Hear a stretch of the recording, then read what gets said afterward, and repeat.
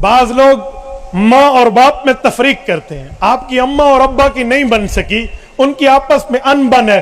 تجھے کس نے چیف جسٹس بنایا ہے کہ تو اس میں فیصلہ کرتا؟ پھر بھائی یہ دو آنکھیں ہیں, ان دو آنکھوں میں میرے لیے زیادہ اچھی آنکھ کون سی ہے؟ کیوں ایک آنکھ مجھے تنخواہ دیتی ہے اور دوسری میرے پہ ظلم کرتی ہے؟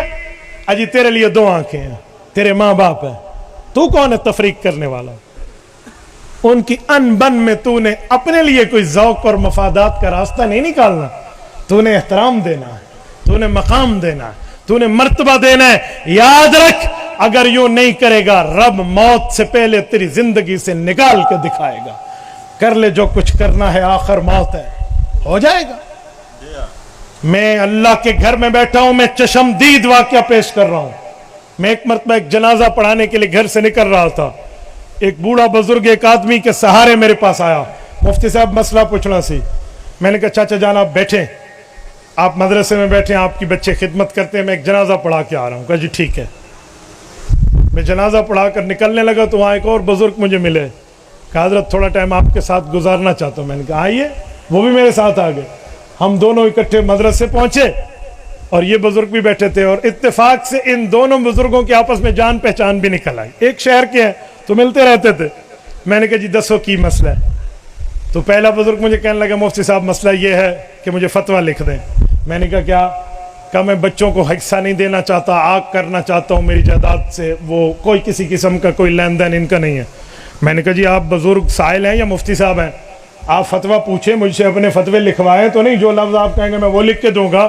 میں تو شریعت کے احکام کا پابند ہوں, جس طرف شریعت جائے گی وہ لکھوں گا, آپ کی چاہت اور منشا تو نہیں لکھوں گا. مجھے کہنے لگا جی ٹھیک ہے لیکن میرے ساتھ مسئلہ زیادہ ہے. میں نے کہا آگ کرنا تو شریعت میں نہیں ہے, آپ کیوں آگ کراتے ہیں بچوں کو؟ کہا میرے بچوں نے مجھے بہت مارا ہے, میری کمر کی ریڑھ کی ہڈی میں مورا, جسے کہتے ہیں disk of the back, disk of the back bone, یہ ریڑھ کی ہڈی کا مورا یہ ٹوٹ گیا ہے. تو میں ان بچوں کو جیل کا منہ دکھانا چاہ رہا ہوں. وہ گرفتار تو ہیں لیکن اب میں ان کو حصہ بھی نہیں دینا چاہتا. میں درمیان میں سوچنے لگا کہ یار ان کے بچوں سے بات کی جائے, کوئی راضی نامہ کرائیں, کوئی باپ سے معافی منگوائیں, کوئی پاؤں پڑوائیں, کوئی تیسری لائن نکالو. یار کیا بات ہے, اس بزرگ کے ساتھ کیا ہوا؟ میں ابھی یہ سوچ رہا ہوں کہ اسی اسنا میں وہ جو بوڑھا میرے ساتھ جنازے سے آیا تھا نا, وہ اس بوڑھے کہتے تیرے ساتھ ٹھیک ہوا ہے. میں نے کہا لڑائی پڑ گئی ہے. ٹھیک ہوا ہے تیرے نال؟ وہ کہتا تو نہ بول. کہتا نہیں ٹھیک ہوا ہے تیرے ساتھ. وہ لڑ پڑے. تو میں نے کہا چاچا تو اچھا میرے ساتھ ٹائم پاس کرنے آیا تھا, یہ لڑائی؟ انہوں نے کہا نہیں مفتی صاحب میں اسے جانتا ہوں, یہ وہ فلاں ہے فلاں, باتیں شروع کر دی. تو میں نے کہا کیسے جانتے ہیں؟ کہتے اس نے بھی تو اپنے باپ کو مارا تھا اور اس کی کمر کی ہڈی توڑی تھی, پوچھو اس سے, اس کے ساتھ ہوگا نہیں, یہ دن نکالے گا اللہ اس سے. میں نے جب اس بوڑھے کو دیکھا نا جو پہلے شکایت کرنے آیا تھا, اب وہ رو رہا ہے, اس کی آنکھوں سے آنسو جاری ہیں.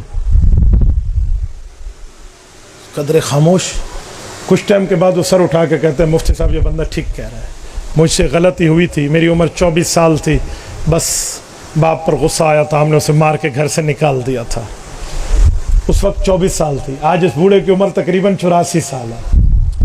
ذرا گنیے نا, 34 44 54 گنیے, 64 74 84 60 سال. 60 سال کے بعد اللہ نے اس سے بدلہ نکالا ہے. ماں باپ کی نافرمانی وہ ہے جو تمہیں موت سے پہلے یوں ادا کرنی پڑے گی. میرے دوستو کیا بیٹھے ہیں؟ میں ایک جگہ ایک گھر میں بیٹھا تھا, باپ بھی بیٹھے, بیٹا بھی بیٹھے, پوتا بھی بیٹھا, لڑائی پڑ گئی. وہ جب میرے پاس بیٹھک میں ان کی لڑائی آئی نا, تو بیٹا باپ کو کچھ بھلا برا بھلا کہہ رہا تھا. میں نے اسے سمجھایا, میں نے کہا آپ کا ابا ہے یوں نہ کہیں, بیٹا جوان تھا نا. تو وہ اپنے باپ کو غصے میں آ کر کہتے ہیں ابو آپ نے بہت غلط بات کی ہے میری بیوی کو. واہ بھائی واہ, تیری بیوی ہے, اس کی بہو نہیں لگتی, اس کا کوئی لینا دینا نہیں ہے, بہت غلط بات کی ہے, آئندہ بات کی تو میں تمہیں شوٹ کروں گا, ڈز ماروں گا, گولی ماروں گا.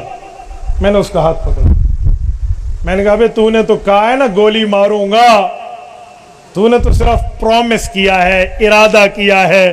یہ جو تیرا بیٹا ٹھہرا ہے نا اس بوڑھے کا پوتا, یہ وقت اگر اس پر آیا تو تجھے گولی ٹھونک دے گا. اس نے کہنا نہیں ہے, یہ سیکھ رہا ہے. آج دیکھ رہا ہے کہ ابا نے دھمکی دی تھی, میں نے کر گزرنا ہے, تو بھائی تھوڑا گزارا.